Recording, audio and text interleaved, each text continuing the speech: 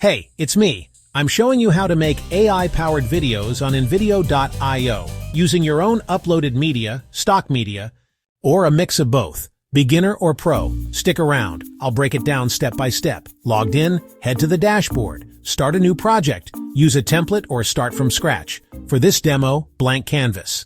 Upload your media. Open Media tab. Hit Upload. Add images, add videos, add audio. See them in your media library. Drag and drop to the timeline. Trim, crop, adjust clips. You're in control. Want stock? Open Stock Media tab. Search and drag to timeline. Mix and match.